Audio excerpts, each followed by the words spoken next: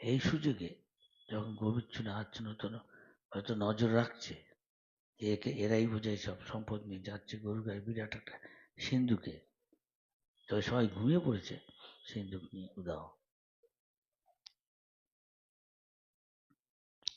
সকালবেলা উঠে দেখছে কি কোথায় গেল, সর্বনাশ, মাথায় এখন কি করা যায়।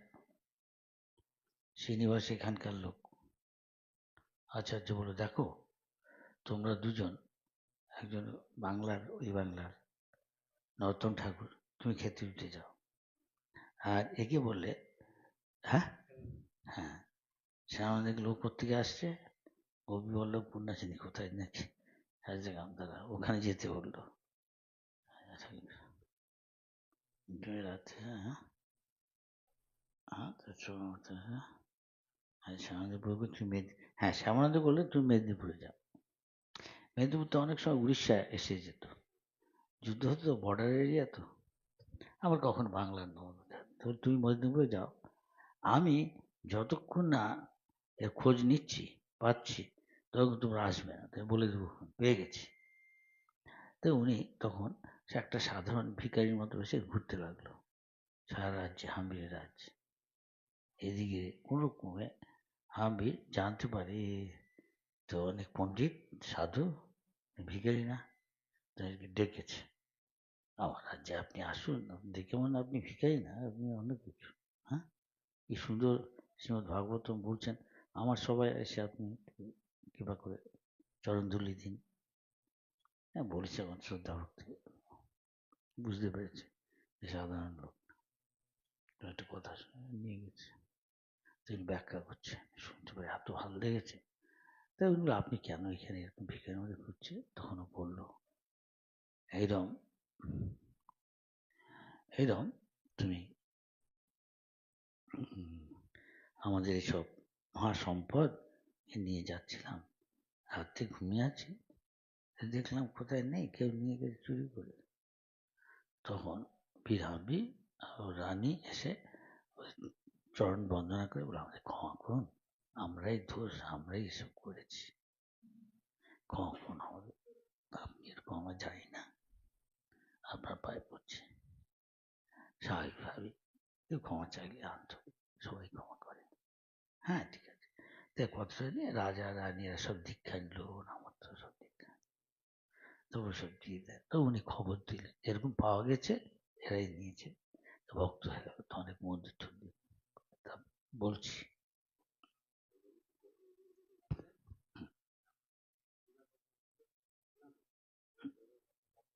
আচ্ছা, এটা গরিব মঠ আছে? আচ্ছা আচ্ছা আচ্ছা আচ্ছা, তাই হ্যাঁ স্বাভাবিক, বিখ্যাত, এটা মন্দিরের নগরী বলে, বিনহামরে যেন মন্দিরের সমস্ত ফুল অনেক, এখনো দেখছি কাল, আমি দেখছি লেনে লেনে মন্দির, বিষ্ণু মন্দির হোক বা শিবী যাই হোক, মন্দির ভর্তি, মন্দিরের সবাই। শ্রীজীব গোস্বামীকেও জানালেন, হ্যাঁ সব পাওয়া গেছে, তখন এখানে একটা বন বিষ্ণুপুরও বলতো ওদের অনেক। হ্যাঁ, ভাগবত পাঠ শুনে আপনি নিশ্চিত ভাগবত জানেন, আগামীকাল আপনি এখানে ভাগবত পাঠ করুন। আপনি কি, কেন আপনি এইভাবে বিষ্ণুপুরে ঘুরে বেড়াচ্ছেন? শ্রীনিবাসাচার্য যখন সমস্ত ঘটনা খুলে বললেন, তখন রাজা তার কাছে ক্ষমা প্রার্থনা করলেন, এবং যেখানে সে গ্রন্থ রাখা ছিল সেখানে শিবাচার্যকে নিয়ে গিয়ে সব দেখালেন, এই নিন আপনাদের চিনি। এই গ্রন্থ সম্পূর্ণ দর্শন করে শ্রীনিবাসাচার্য অত্যন্ত আনন্দ পেলেন। রাজা বারবার তার কাছে ক্ষমা চাইতে লাগলেন, তখন রাজা রানী তার কাছে দীক্ষামন্ত্র ভিক্ষা চাইলেন। ভাগবত পাঠক অন্য সম্ভ্রান্ত লোক, তারাও শ্রীনিবাসাচার্য হাতে শিষ্য হলেন, আরো অন্য সবার সাথে। রাজা ভিড় হাম্বির তার অর্থ দিয়ে শ্রীনিবাসাচার্য ঠাকুরকে থাকবার জন্য অর্ধেক বাড়ির, রাজবাড়ির অর্ধেকটা দিলেন, এগুলো আপনি থাকুন। বন বিষ্ণুপুরে কে কেন্দ্র করে শ্রীনিবাসাচার্য ঠাকুর তখন প্রচার শুরু করলেন। তারপর তিনি জাজিগ্রাম, কেন বলে আমাদের আমাদের মায়াপুর থেকে বেশি দূরে না, ওপারে গিয়ে যাওয়া যায় কাটোয়ার দিকে গেলে জাজিগ্রাম পরে কাটোয়ার কাছেই পেরিয়ে গেলে জাজিগ্রাম মা জাহ্নবী সেখানে উৎসব করেছিলেন। এটা হলো দ্বিতীয় বড় উৎসব। 3টে জায়গায় বড় বড় উৎসব হয়। সবচেয়ে বড়টা শেষ পর্যন্ত খেতুরিতে হয়। মহাপ্রভু পঞ্চদত্ত এরা দর্শন দিয়েছিলেন তাই, অবশ্য যারা যারা ভাগ্যবান সবাই, তারা তখন অপ্রকট হয়ে গেছে। কি তখন তো একটাই বাংলা, পদ্মা পার হলেই ওপারে, ওখানে আছে যারা ভগবান গোলা এইসব জায়গায়, ঠিক এতে না, ওই পারে হলো এই পারে, পদ্মার এই পারে আমি বলছি কি জায়গার নাম মনে পড়ছে না। নরোত্তম ঠাকুর একসময় চান করতে যাচ্ছে, আর করে নদীতে চান করছে আর তার গা ধুচ্ছে, আর সে গঙ্গায় মিশে যাচ্ছে দুধের মতো, ওইসব জায়গার কাছে। হ্যাঁ, নদীর মধ্যে আরেকবার ওনাকে পোড়াতে গেছে, তিনি লীলা করছেন দেহ রকমের, হঠাৎ শিশুরা গিয়ে তাকে অনেক ক্রন্দন করে বললেন, আপনারা অনেক সমালোচনা করছে, আপনি কৃপা করে এসে কিছু বলুন। উনি আবার উঠে পড়েন। সেসব জায়গা আছে এখনো। এই ঘাটে, যেই ঘাটে চান করতে গিয়ে সব করেন, লীলা করেন, সেই ঘাটটা আছে। ইস্কন বোধহয় একটু সাহায্য করেছে, মন্দির টন্দির করে দেওয়া। আমরা ওইতে কাজ করেছি, আমিও এই সাথে আমি অনেকবার গেছি ওখানে, বাজারের কাছে মন্দির আছে, সব ঠাকুর ঠাকুর। অভিরাম লীলামৃত গ্রন্থে উল্লেখ আছে, যার যার জানা আম্বের নিঃসন্তান ছিলেন প্রথমে, হওয়ার ফলে ছেলে পুত্র প্রাপ্তির জন্য শ্রীনিবাস আচার্য ঠাকুরকে অনুরোধ করেন, আমার কোনো সন্তান নেই, আপনি যদি কৃপা করেন। শ্রীনিবাস তখন বিখ্যাত অভিরাম ঠাকুর, আরেকটা কৃষ্ণনগর আছে, সেটা বলে খানাকুল কৃষ্ণনগর, অভিরাম ঠাকুরের সিপাট, কেউ গেছেন? আমি গেছি ওখানে, আমাকে সারাদিন বাড়িতে পৌঁছালাম, তাই বললাম জানি তো কৃষ্ণ, জিজ্ঞেস আপনি কিছু খেয়েছেন? বললাম না। তখন ঠাকুর দেখতেছিলাম, ঠাকুর ওই চাবুকটা আছে, ওইটা পাওয়া যায় না, কোথায় গেছি আমরা জানি না। তা আপনি যদি সারাদিন খাননি, আমি চান করে আসুন, চান করে না, বলে যা আছে আপনি খাবেন? আমি বললাম যা আছে ঠাকুরের ভোগ, অন্ন ডাল বোধহয় ছিল, আমার মনে হয় না আর কিছু ছিল বোধহয়। আমি বললাম যা দিবেন ভগবানের পাশে অমৃত, সেই অন্নামৃত পাও, যে ভগবানের প্রসাদ খায় সে ভগবানের নাম করে। অন্যকে কি গিয়ে বললো যে পাপ করেছে, সাধারণত সবাই বলুন হরে কৃষ্ণ, বলছে না, অনেক সবাই বলছে কেন, প্রসাদ খেয়ে শুদ্ধ হচ্ছে। ভগবদ্গীতায় ভগবান বলছেন যজ্ঞা শ্লিষ্টাসীন, যে ভগবানের প্রসাদ খায়, সন্ত কে খায়, সাধু খায়। অবশ্য আমাদের দেশের লোক অনেকেই পুণ্যবান, বলেও আমি ভগবান বিশ্বাস করি না, প্রসাদ তখন দূরে যাবে, তাই না? মাটির গুণ আছে আমাদের দেশে, মানে তাই মহাপ্রভুরে ভারতবর্ষে যা জন্ম, ভারত ভূমিতে মনুষ্য জন্ম, মানুষ বলেছে কুকুর ছাগল ভাড়া না, দুর্ভাগ্যবশত কলিযুগে সবাই পশু। এ পশু কোনো কুকুর ঘুরে বেড়াচ্ছে, ছাগল গরু এই 4 পা, কিন্তু এখন 2 পাওয়ালা পশু আছে, পশুর মতো আচরণ করছে। যে শুধু জানে আহার নিদ্রা আত্মরক্ষা মৈথুন, আর সেটাকে কি করে বাড়ানো যায়, সেটাই যদি উন্নতি হয়, সে পশু ছেড়ে কি পার্থক্য।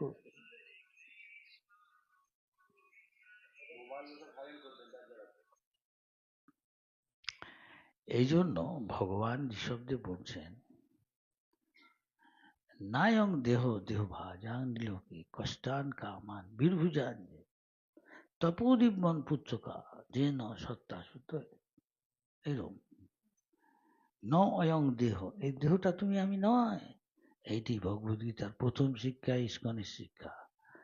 এবার তবে তোমার থেকে স্পিরিচুয়াল, তোমার পারমাত্মিক জীবন এখান থেকে শুরু, কৃষ্ণ ভাবনা কি, আমি দেহ না, আমি আত্মা, পরমাত্মা, ভগবত ধাম, সেখানের আমি একটা অংশ, সেখানে ভগবানের অংশ। কিন্তু নানারকম কামনা বাসনার ফলে ভগবান এরকম জড় একটা আবরণ দিয়ে দিয়েছে, যাতে ওগুলো ভোগ করতে পারে। যে গরুর মতো শুয়ারের মতো জীবনযাপন করছে, একটা শুয়ারের কভারিং। যে মাছের মতো, তার নানা রকম আবার মাছের সেরকম স্বভাব, সেরকম ভোগ করতে চাও? ওকে জলের মধ্যে ঠিক ওরকম দিয়েছে। সেভাবে কুমির, তিমি মাছ, কেউ ছোট কাঁকড়া, বড়, হ্যাঁ, কে আবার 84 লক্ষ রকমের কবরে আমরা ঘুরছি। কখনো পোকামাকড়, কখনো ইন্দ্র, কখনো ভূত প্রেত, যক্ষ রক্ষ রাক্ষস অসুর, কখনো দেবতা, কখনো তারুর দেব, কখনো ব্রহ্মচারী, তারুর দেব, কখনো সন্ন্যাসী, ড্রেস সন্ন্যাসী না, ভেতরটা সন্ন্যাসী লক্ষণ। তারপরে কখনো অত্যন্ত শতগুণ সম্ভব তপলোক, আরো ব্রহ্মলোক। এখানেও জন্ম আছে। এই সংসার পুনরপি জননম পুনরপি পুনরপি জননী জঠরে শয়নম ইতি সঙ্গে, এটাকে বলে সংসার। সুতরাং কত সন্তোষ আমাদের সুখ কোথায়? মাতৃগর্ভে 10 মাস 10 দিন নাকি প্রায়। হ্যাঁ, কেউ হয়তো এখন আবার যেন কষ্ট না পায় জন্মের সময়, দেওয়ার সময় ডাক্তার গিয়ে সব কেটে টেটে বের করে দিচ্ছে বাচ্চাকে, তাদের কষ্ট হচ্ছে না। কিন্তু তারপরে 2-3 বারের বেশি আর হবে না, আমি শুনেছি। তাই নাকি? ডাক্তার আমাকে তাই বলছে। আমি বলছি এরকম করে করছে, বলে কষ্ট যেন না পায়, কষ্ট পেতে চায় না। এত যেখানে কষ্ট, 10 মাস 10 দিন পেটের মধ্যে আছে, সেখানে নরম সে তুল তুল করছে, পোকা মাকড় কাটছে, ওখানে ওদেরও আছে জন্ম, মলমূত্র কাছাকাছি, গ্যাস, ওর মধ্যে কত কষ্ট পাচ্ছে, প্রকাশ করতে পারছে না। যখন 7 মাস হয়েছে, অনেক সময় তখন চেতনার একদিন ঘুমিয়ে মধ্যে থাকে, মা খাচ্ছে, ওই নাভি দিয়ে যুগে খাচ্ছে নাকি, সব ভুলে যায়। ভক্তিনাথ ঠাকুর সেটা খুব সুন্দর গানের মধ্যে লিখেছেন। সেগুলি, জননী জঠরে ছিলাম যখন, হ্যাঁ, একদিন দেখা দিয়ে তুমি এদিনও দাসে এদাসে বঞ্চিলে। ভগবান দেখা, সবাইকে দেখা দেয় না, ভাগ্যবান। সবাই হরিভজন করতে আসছে না, এমনকি মহাপ্রভুর সময়, হ্যাঁ, মহাপ্রভু অন্য কোথায় আছে, চিরাদয় উৎসবে নিত্যানন্দ বসে ধ্যানে বসলেন, মহাপ্রভু এসে গেলেন, তার জন্য আসন পেতে। নিত্যানন্দ বহু কিছু কিছু হাস্য কৌতুক করছে, সবাই দেখি কে কি চিড়ে দই মেখেছে মুটি নিয়ে মহাপ্রভুর মুখে গুজিয়ে দিচ্ছেন। মহাপ্রভু আবার হাসতে হাসতে অন্যের থেকে তুলে নিয়ে মিক্সা, দেখো তো কে কিরকম। এই যে তার দুজের মধ্যে কি হচ্ছে, সবাই কিছু কেউ বুঝতে পারছে না, কিন্তু কেউ কেউ কোন কোন ভাগ্যবানে দেখিবারে পায়, যাদের তিনি দর্শন দেন সে দেখতে জানে কি শুদ্ধ চিত্ত। তাই নর্তন দাস ঠাকুর বলছে, বিষয় ছাড়িয়া কবে শুদ্ধ হবে মন, কবে হম হে রব শ্রী বৃন্দাবন। তাই প্রভুপাদের বিখ্যাত কথা আছে, টিকিট কেটে বৃন্দাবনে যেও না, বৃন্দাবন যদি দেখতে চাও এ ভোগ বুদ্ধি ত্যাগ করো। ওখানে গিয়ে কি লই বাজারে কি আছে রে, রাবড়ি, ছাঁচ। কোথায় গেছিলি? রবিবাজারে। কেন জানিস না? ওখানে বাঁকারায় আছে। বাঁকারায়, হ্যাঁ, বাকি বিহারি, ওইটা কি হলো জাগ্রত, তাই দেখতে গেছিলি, এতক্ষণ লাগলো, ভিড়ভাট্টা আছে তো, শুধু তাই? বুঝতেই তো পারছিস, তার মানে কি বুঝতে পারছি, ওখানে রাবড়ি আছে না, ছাঁচ আছে, চ গিয়ে দেখবি। দেখা, রথ দেখা হলো, কলা বাঁচাও হলো। জগন্নাথে বাঙালিরা এখান থেকে যায়, গিয়ে সমুদ্রের ধারে গিয়ে দেখছে, কি দেখছে সবাই জানে, সমুদ্রের ধারে কি পাওয়া যায়। তারপর আবার জগন্নাথও দেখতে যাচ্ছে, সবই চলছে। সবেরই ফল পেতে হবে, রেহাই নেই। আমি জগন্নাথকে দেখেছি বলে এই প্রাণে রথে বামনম দৃষ্টা পুনর্জন্ম ন বিদ্যতে। রথে ভগবানকে থেকে আমি দড়ি টানলাম, বাস আমার জন্য, বাহ, পাস করে গেলাম। কি টু সাকসেস, আইএএস, কি টু সাকসেস, ম্যাট্রিকুলেশন এক্সাম, এই দেখো এটা পাস করে। জানি কোচিং ক্লাস যাও, ও বলে দিবে এগুলো এগুলো কর, তাড়াতাড়ি পাস। কতদিনের ভগবানের কাছে চলবে না? ভগবানের ঘরে সব চলবে না। সেখানে বলছেন, তখন শ্রীনিবাস অভিরাম ঠাকুরকে সংবাদ দিল। অভিরাম ঠাকুর করে কি, কেউ কোনো ঠাকুরের কাছে কোথায় গিয়ে যদি দণ্ডবোধ করে, সে যদি বিষ্ণু তত্ত্ব না হয়, ভগবান বিষ্ণুর সমান, ও মাথা ফেটেও মরে যাবে। তাই অভিরাম ঠাকুর যেখানে যায়, কেউ তার ছেলেকে দেখায় না, ওনাকে দর্শন করতে চায় না, যখন দর্শন করতে আসে না। পাওয়ারফুল তো। সে খানাকুল কৃষ্ণগড়ে তার ঠাকুর আছে, আরো অনেক জায়গায় অনেক লীলা আছে, বলছি এখানেও লীলা আছে। গোপাল, অভিরাম, না অভিরাম গোপাল ঠাকুর, কেন একটা ভগবান কৃষ্ণের যেগুলো সখাই 12টা গোপাল আছে, অভিরাম ঠাকুর আছে। এই জন্মে এই লীলায় অভিরাম ঠাকুর এসে এসে রাজার 7 রানীকে মিষ্টান্ন ভোজন করান। রাজার 7 রানী ছিল, অনেক রাজা অনেক রানী থাকে।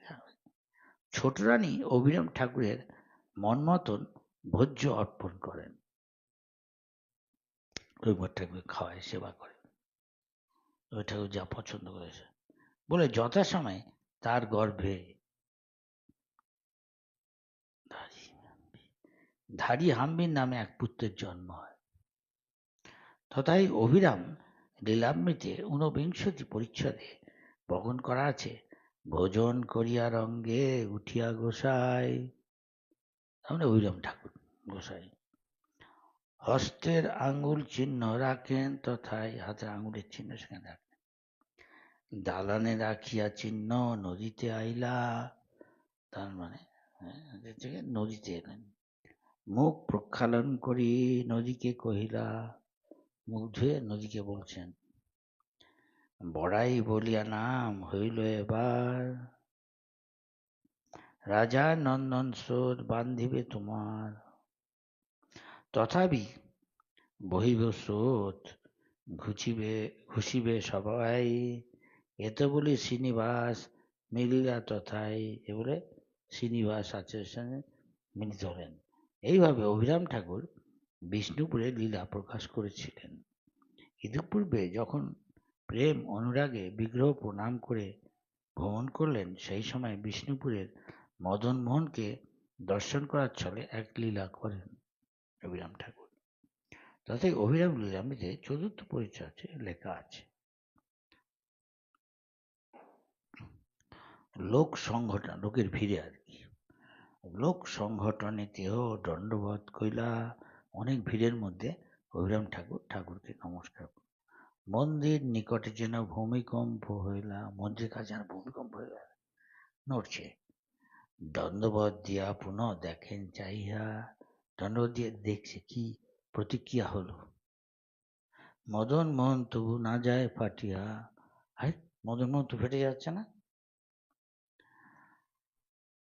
আবার আর দণ্ডবোধ তখন যদি করিলা, যদি আবার আরেকবার দণ্ডবোধ করলো, পুনর্বার উঠি তাহা দেখিতে লাগিলা, উঠে দেখছে কি প্রতিক্রিয়া হলো, দেখছে আরে কিছু ফাটছে না তো।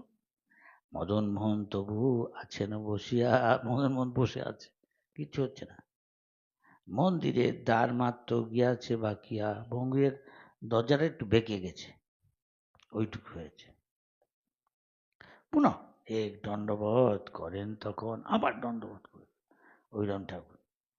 ঘাড় বেঁকা হইলা সেই মদন মোহন, দেখাচ্ছে মনে একটু, হ্যাঁ কে বলে এরকম বাঁয়ে হেলে, এরকম কিছু কথা আছে নাকি, আমাকে একজন বলছে, প্রায় বলতো বামে হেলে, তার মানে হ্যাঁ কৃষ্ণর বিগ্রহগুলো অনেক সময় দেখা যায় এমনি করে বেঁকে আছে, রাধারানী আছে এদিকে বাঁয়ে হেলে আছে, বলছে এই বিগ্রহ কি করে বাঁ দিকে বেঁকলো। তখন অভিরাম বলছে, এইভাবে অভিরাম ঠাকুর যখন সেখানে লীলা প্রকাশ করলেন, তখন মদন মোহন ওকে বলছে, হয়তো স্বপ্নে বা কিছু, হ্যাঁ তুমি আমার এরকম ঘাড় বাঁকালে কেন? তখন অভিরাম ঠাকুর বললেন, তোমার মহিমা বাড়াবার জন্য, তুমি যে স্বয়ং স্বরূপে এই স্থানে বিরাজ করছো, এটা প্রমাণিত হলো। তুমি যেখানে আছো সব প্রমাণ হয়ে গেল, লোকে জানবে ঠাকুর এরকম ছেলে পেয়ে গেল। যেমন তোতা গোপীনাথে আছে, গদাধর পণ্ডিত কি করতো, গদাধর সবসময় মহাপ্রভুর সঙ্গে যাবে, মহাপ্রভু না না, তুমি এখানে থাকো, তুমি ক্ষেত্র সন্ন্যাসী, সন্ন্যাসী এক জায়গায় থাকে না, ক্ষেত্র সন্ন্যাসী এক জায়গায় থাকে ঠাকুরের পুজো। আমি কি করবো? তখন মহাপ্রভু ওই যে ওই পাশে একটা বালির পাহাড় আছে, ওখানে কি জানি বলে, চটক পর্বত, মহাপ্রভু যেখানে মাটি খুঁড়ছে, বালিগুলি খুঁজছে, হঠাৎ একটা বিগ্রহ প্রকাশিত হলো। এই বিগ্রহ শোনা যায় যখন বিগ্রহ করতে করতে যখন অনেক বয়স হয়ে গেছে, ঠাকুরকে মালা পরাতে এসব করতে অসুবিধা হচ্ছে, ঠাকুর খুব বড় ঠাকুর, কিন্তু দেখেছো মানে কি অনেকে প্রসাদ পায়, জগন্নাথ পায় তো ওখানে ওটা প্রসাদ। এখন আমি কিছুদিন আগেও প্রসাদ পেয়ে এসেছি। আচ্ছা, ভালো। সেখানে কেন বলে দেখছে ঠাকুরকে পড়তে অসুবিধা হচ্ছে, শোনা যায় ঠাকুর তখন সোজা না হয়ে বসেও রইল না, আবার দাঁড়িয়ে রইল, তার মাঝামাঝি অবস্থা, এমনি করে আমরা মানুষ থাকি না, হাঁটুটা একটু ভেঙে, সেরকম এখনো দেখা যাবে। আবার কেউ বলে মহাপ্রভু যখন জগন্নাথ মন্দিরে ঢুকলেন একবার কি জানি করে, তখন 3 জায়গায় অনেকে তাকে দেখেছে, তিনি বিলীন হয়ে গেলেন। কেউ দেখেছে জগন্নাথ মন্দিরের দরজা বন্ধ হয়ে গেল, আর তাকে দেখা গেল না। কেউ দেখেছে সমুদ্রে তিনি গেলেন, আর তাকে দেখা গেল না। আর কেউ দেখেছেন এই হ্যাঁ, তোতা গোপীনাথ। টোটা মানে বাগান, এখানে একটা বাগান আছে, অনেক সাধু টাধু থাকে, এখন থেকে ছোট ছোট আছে, আমি সেদিনকে দেখে এলাম, বেশি দিন হল না, প্রসাদও পেলাম। সেখানে আছে সেই টোটা গোপীনাথ। তো অনেকে দেখেছে, আর কেউ বলছে এখানে একটা ফাটার মধ্যে দেখা যায় তার পায়ের, হ্যাঁ, অনেকে বলে ওর মধ্যে দিয়ে থাকে মহাপ্রভু অদৃশ্য বেদিন হয়, লোকে বলে।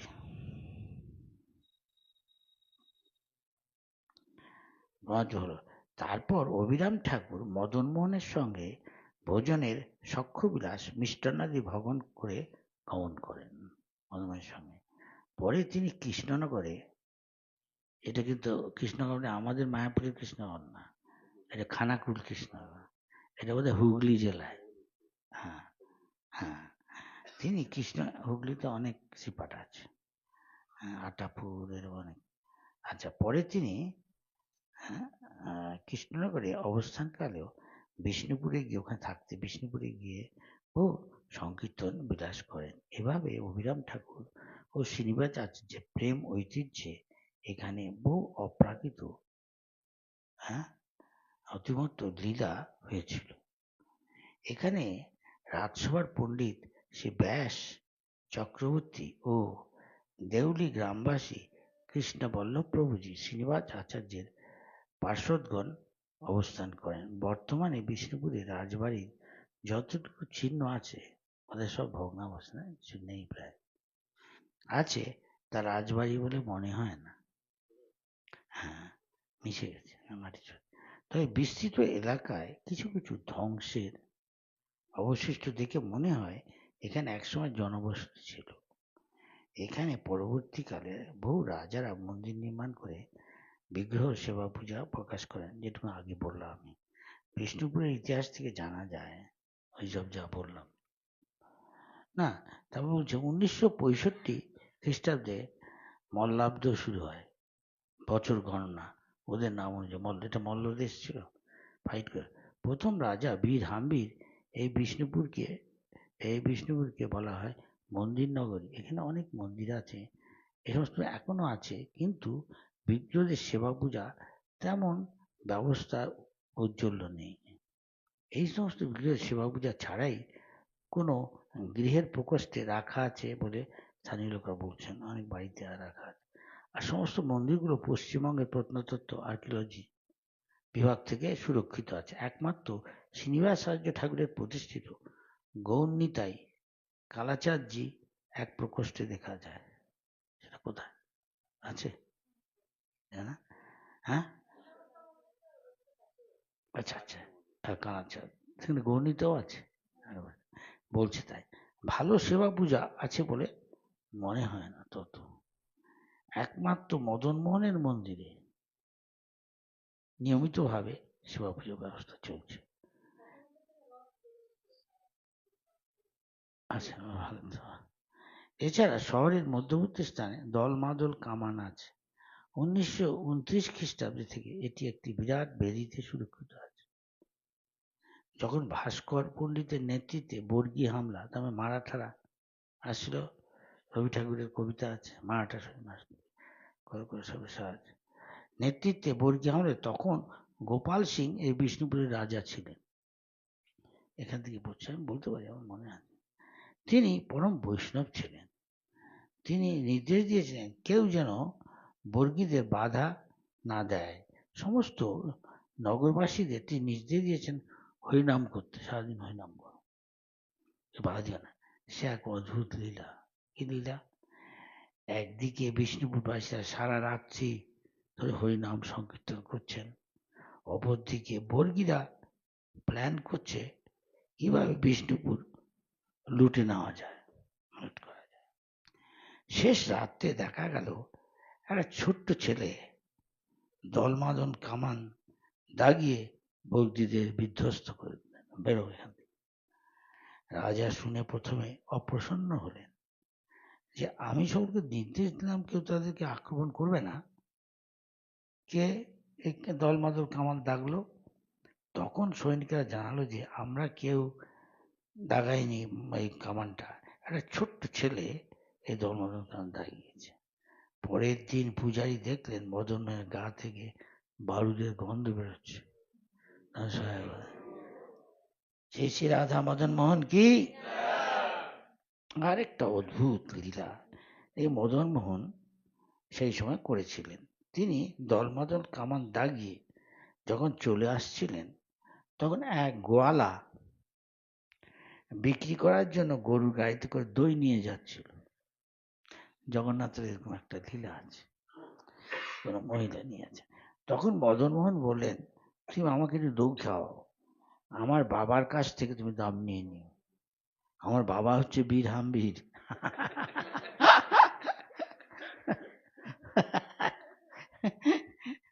এই বলে তিনি অনেক দই খেলেন। এবং তার হাতের বালা বলে, এই নাও, হাতের বালা দিয়েছে, গোয়ালাকে দিলেন। গয়লা সেই বালা নিয়ে যখন রাজার সঙ্গে দেখা করলেন, ভালো বুঝতে পেরেছে বালাটা নিয়ে গেছে দামি জিনিস, গরিব মানুষ। তখন রাজা বুঝতে পারলেন এসব হচ্ছে মদন মোহনের কাজ। এইরকম অপ্রাকৃত লীলা মদন মোহন এখানে করেছেন। তার দাগানো দলমাদল কামান সংরক্ষিত আছে শহরের মধ্যবর্তী স্থানে। বোধহয় একটা, হ্যাঁ, একটা দিঘির, না, পুকুরের নিচে আছে একটা। হ্যাঁ, এছাড়া লালবাদ, ওটা কি আমরা দেখলাম, এটা বড়টা। তা বলছে পোকাবাদ বাঁধ, কৃষ্ণবাদ, যমুনাবাদ, এরকম 7-8টা বড় জলাশয় এখানে প্রাকৃতিক ভারসাম্য আজও রক্ষা করে চলেছে। লোকের দরকার জলের থেকে পাচ্ছে সব। এখানে শহরের মধ্যবর্তী স্থানে রাসমঞ্চ রয়েছে, ওই যেটা দেখেন। আচ্ছা, এই অদ্ভুত কারুকার্য মণ্ডিত এই রাসমঞ্চ আগে প্রতি বছরই রাস পূর্ণিমার দিন সমস্ত বিগ্রহদের এখানে নিয়ে আসা হতো। এই রাসমঞ্চে এবং রাসলীলা অনুষ্ঠিত হতো। হরে কৃষ্ণ। এরপর কি পরবর্তী